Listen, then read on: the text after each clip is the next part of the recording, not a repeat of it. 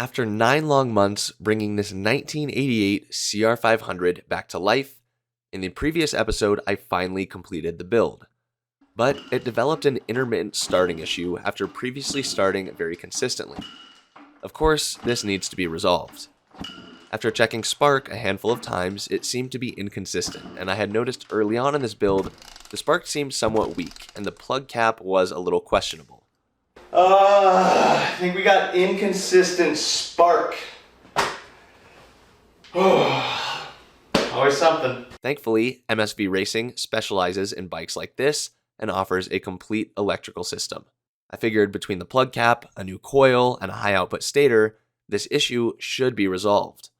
Along with that, I'll be replacing the CDI just to know with 100% confidence that the entire electrical system is fresh. Shout out to MSV Racing for helping out with this project. Here is a quick demonstration of the current lack of spark before we begin tearing this thing apart. Something is obviously up, as like I've said, when this bike starts, it's quite easy to start with the appropriate technique. Now, here's a quick look at the coil mounts on the frame, where I ground away the powder coating. As you can see, there's no question we've got good contact here. I mounted the new ignition from MSV and then proceeded to remove the billet stator cover from 2 strokes only, where I was able to remove the flywheel and OEM stator. The MSV stator has a much higher output than OEM, as you can see by the additional coils.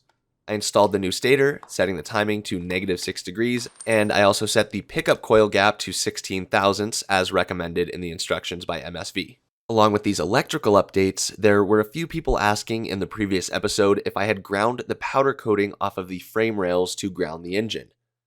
Truthfully, this is not something I generally do on builds. I only grind where the coil mounts, but apparently this is actually pretty important and something I should be doing on every build. If the engine isn't getting a good ground to the frame, that could be a culprit of the inconsistencies. So I blasted some music in the garage and got to work. The bike had to come quite far apart to make this happen, as the entire engine had to shift in the frame. But one bolt at a time, I made my way there. I then carefully ground the powder coating off of the frame where the engine mounts, admired the enormous mess I had made in such a brief period of time, and then began reassembly, hoping that all of this work was indeed for something. With the bike back together, the moment of truth had arrived. Would it start?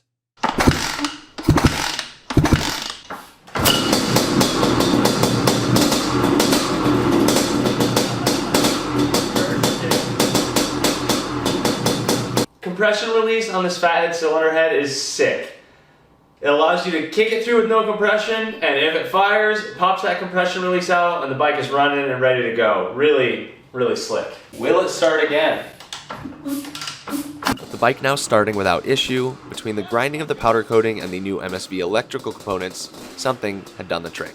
All right, today's the day. The CR500 is going to see dirt for the first time in who knows how long. Thank you to everyone in the last video who commented supporting the idea of me getting a ride on this thing. I told you guys I was a little on the fence as I want to keep it pristine for the winter, but I am really excited to ride it this once. So I'm gonna get this thing loaded up and come along as I get to experience CR500 power for the first time in my life.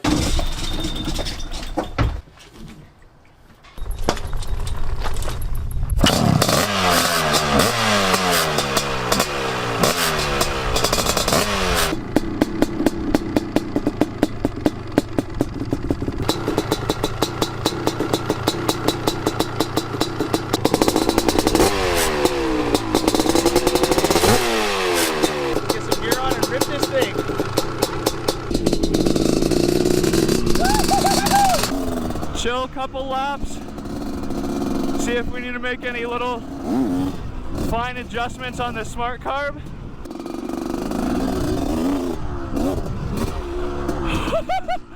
I can't believe I'm riding this thing. You guys remember what this thing looked like? Wow, dude. Woo! Oh, it smells so ungodly good.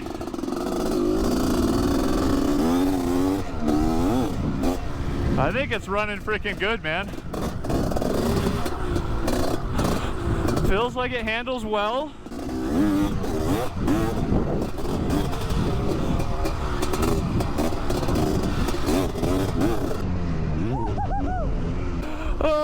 like timid, making sure everything works. I'm like, when you've had your hands on every single component of a dirt bike, there's a whole lot going through the head.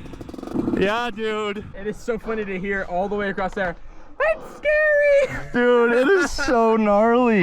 Dude, it feels like a living room couch. These old school seats are crazy. Isn't that crazy? So wild. Fathead racing compression release, absolute lifesaver on this bike.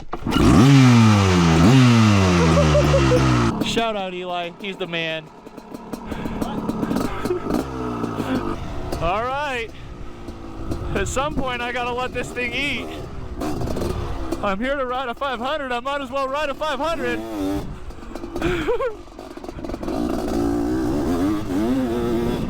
Yeah, baby.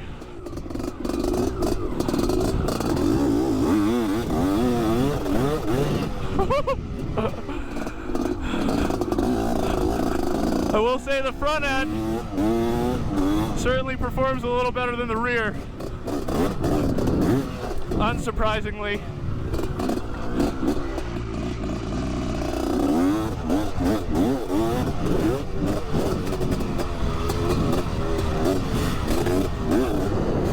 Woohoo!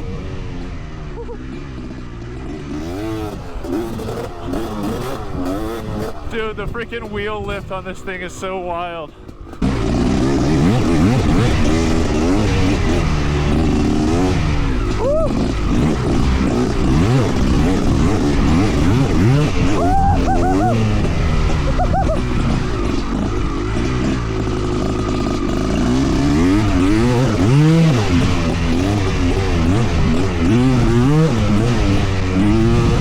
Oh, the vibration is insanity!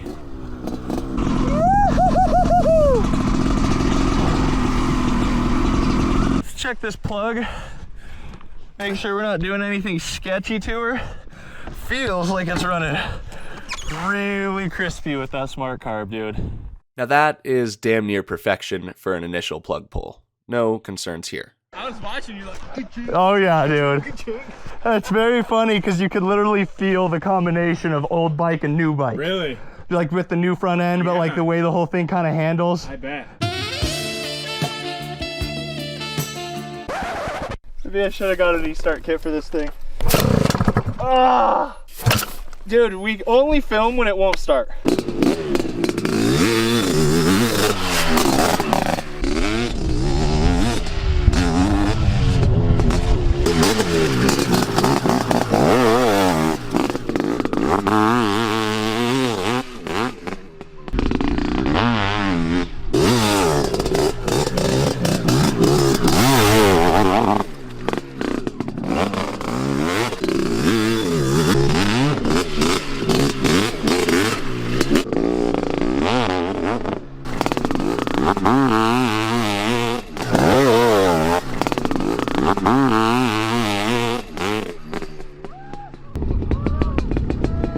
Holy cow, I'm like 20 minutes in on this thing. It is ripping. The bike's running phenomenally well. It handles quite well. The front end feels really good, and I'm really grateful for having a 2021 front brake on this thing because boy, this thing can start to get away from you in a hurry. For being an 88, the whole rest of the bike from here back feels pretty damn good. I'm impressed, but the prospect of riding one of these at race pace for a 35-minute moto is kind of blowing my mind right now because I have like 15, 20 pretty soft minutes on this thing so far, and it's a whole lot of fun, but it's also terrifying and it's kicking my butt. All things considered, the thing is ripping. Gonna spin a few more laps and then make sure this thing is still cherry for whoever wins it.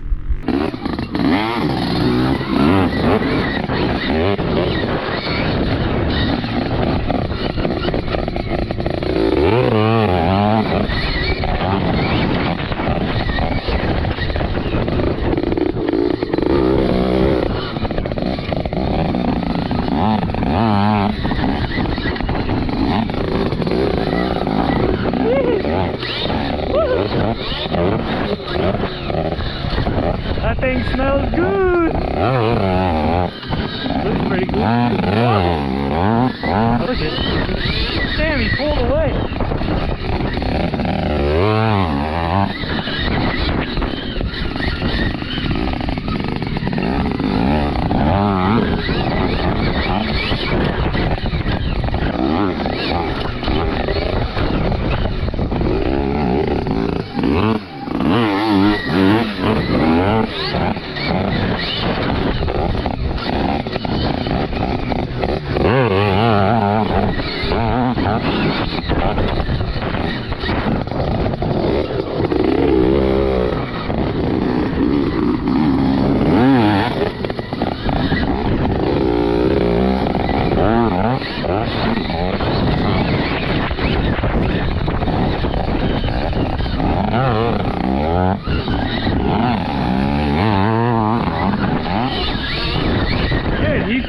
on me so hard right there. That's crazy.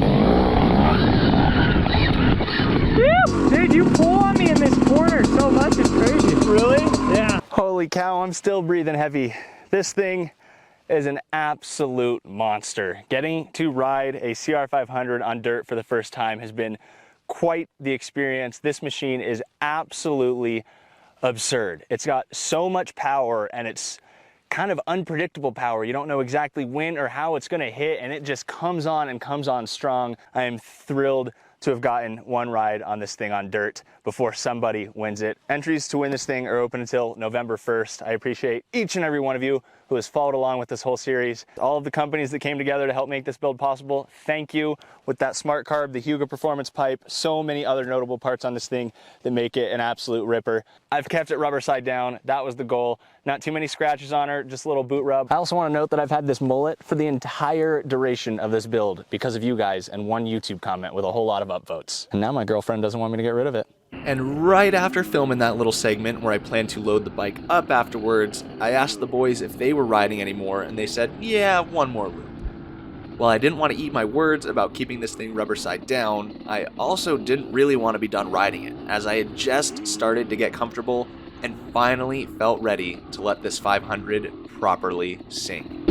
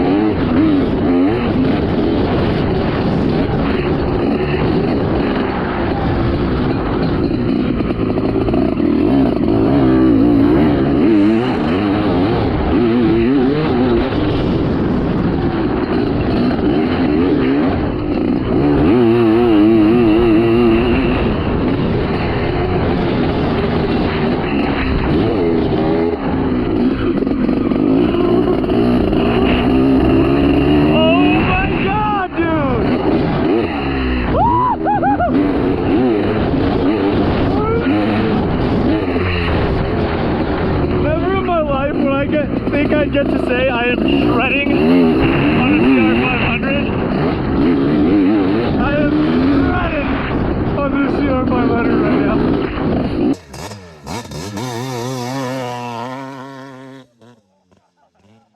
Yo, this was made in the 80s.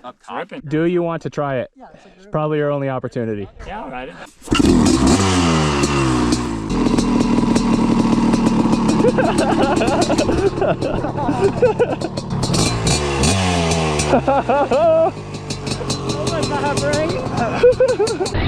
Right, daylight here.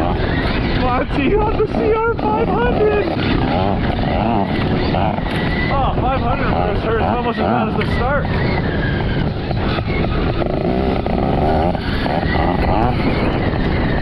Oh, that thing bruised so hard. Oh, he wants to open it up. CR500 versus start car. Holy crap, that was wide open, 45 horse. Yee-hoo! That 500 might give this thing a run for its money. We should drag race. You want a drag race? Where? We could probably do it right here. All right, I'm putting this thing in 60 horse.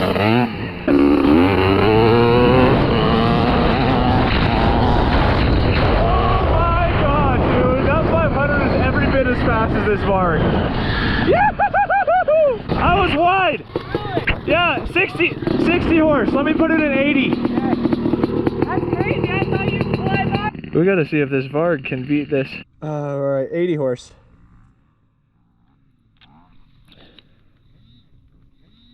All right, we're in 80. We're gonna see if the CR500 still gives this machine a run for its money. You ready?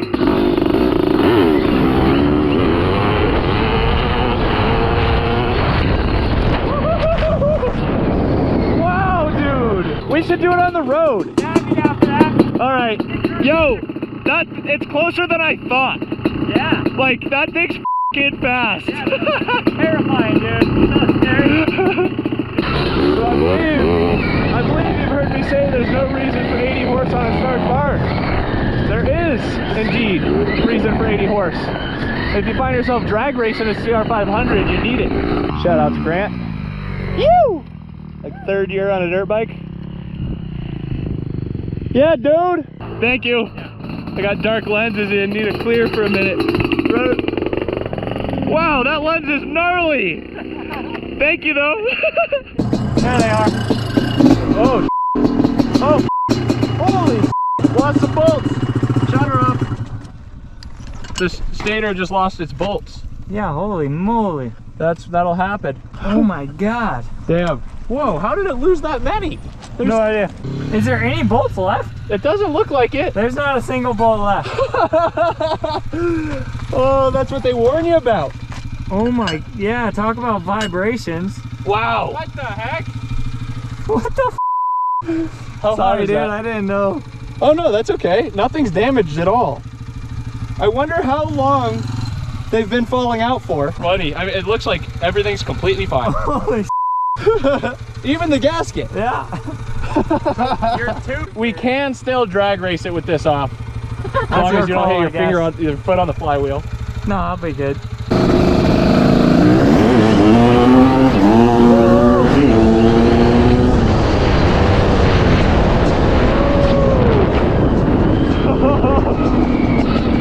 Yo, I just fishtailed everywhere. 80's too many. Really? Yeah, let me put this down to 60 and let's try again. I got Limp Bizkit on. That's the move right now. All right, 80 was completely unmanageable. I couldn't even keep the rear end from sliding on this slick stuff.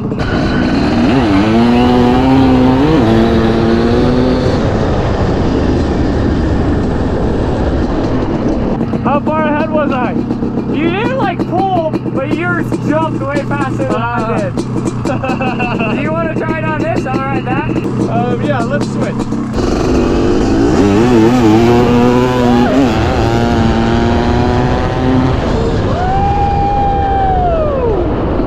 That thing definitely pulled. I think the only reason you got me on this one last time is just because you got a way better jump. But that thing pulls so good. This thing? Yeah, dude, it's sick. All right, it's probably time for a bolt check before something else rattles off of this bike. Check your torque specs, kids. Because I was checking bolts throughout the day, and Monty and I heard this rattle at the same time. Like, I let Owen ride the Varg, by the way, just to put around here. Owen? Yeah. I'm just kidding. It must have just been so loose that it was flared. Hell yeah, boys. Who wants a beer? I would love one. Dude, let's freaking go.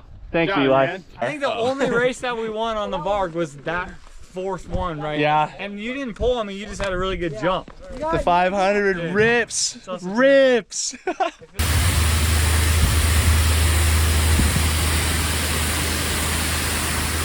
Excuse the hat hair. We are leaving for Vegas tomorrow morning for Rydell's bachelor party. One of the OG Fender boys literally just got home from ripping the CR500. She will get a very deep and thorough clean when I get back. The couple things that matter right now are this Huga exhaust, which is bare metal and needs to be protected or it will rust, and the chain. Everything else can get taken care of when I get home, but those need to happen now. Still in a little bit of disbelief that I got to shred on this bike today. With the CR500 cleaned up enough for the next few days, the boys headed to Vegas, where we got up to plenty of shenanigans before heading to the SMX race on Saturday, and we even managed to make it on the TV broadcast. Oh, do it again, flat ground. Oh! So somehow, all of the boys made it back from Vegas in one piece, and now it is straight back to this CR500. Now, at this point, we know the CR500 rips, which is incredible, but there are still a couple small things to address and solve before this bike gets my stamp of approval for whoever wins it. Let's get it figured out. So, in the previous episode, I had noted that the left OEM radiator was leaking from a small crack I didn't know existed. For this ride, I was able to get it to hold coolant with a hefty amount of JB weld, but there's no way I'm leaving JB weld on a build like this. Along with that, you might have noticed a squealing sound when I kickstart the bike. It took me a while to pinpoint what it was, as at first I thought it was coming from within the motor. As it turns out, the Kickstarter rubs the brake pedal. I imagine this additional block on the kicker was designed to hit somewhere on the OEM foot peg, but with these IMS pegs, the kicker hits the peg at a different spot. So once again, I started ripping this bike back apart. I feel like this is a good time to mention it's important to get used to the idea of a bike not being finished upon its first assembly. In previous builds, I would always drag my feet when things like this needed to be done, as once it's been assembled, I wanted it to be done. But the fact of the matter is, it's unreasonable to expect a bike to be completely finished upon the initial reassembly. There will nearly always be kinks to work out, and I have to remind myself that I have hundreds of hours into this thing. What's another few hours to really get this thing dialed in properly? Now here's a look at how far apart I took this bike. The truth is, after a bike sees dirt, it'll never be dirt-free again unless it is completely torn down.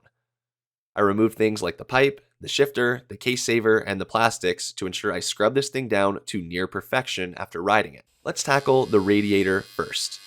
You may recall I'm an aspiring TIG welder, keyword aspiring, and I tried and failed to relocate the fitting on this aftermarket radiator that came with the fitting in the wrong spot. Well, I was chatting with Matt Spears, who said, hey, I bet my buddy Will could fix that for you. I got in touch with Will, who was so generous in his willingness to help me get this taken care of, and was a wealth of knowledge. Spending time with someone who really knows how to weld aluminum and take the time to learn some tips and tricks was immensely helpful. Plus, we had a few good laughs while we were at it. Is that something you could fix with just filler, or would you have to like put some sort of plate or additional material in? Oh, I can fill that. They don't call me Big Gap Filler for nothing. Is that what they call you? That was my ex-girlfriend's name in high school. Will had this radiator taken care of in no time, as I watched him masterfully TIG weld this fitting back onto the radiator in the appropriate location. Wow. So you could have just done that. It saved you a lot of time. I brought the radiator home and Cerakoted it once again, along with the rear brake pedal. Fitting relocated and looking really nice, this radiator could be reinstalled. Thankfully, we were on point this time and the radiator bolted up with no problems. And now I finally have matching left and right radiators. Now to address the Kickstarter problem. I figured I would just grind the material down a bit so it would no longer contact the brake pedal. As I was doing so, I realized, why would I keep this block at all? So I busted out the angle grinder and cut the sides off and then finished it up with a Prime MX flap wheel to take the remainder of that material down. Along with that, the clutch and ignition covers were refinished with a fine prime wheel. These are billet covers from 2 strokes only, and one awesome thing about a raw billet cover like this is that they can be easily refinished back to perfection. I reassembled the bike for what I hope is the final time.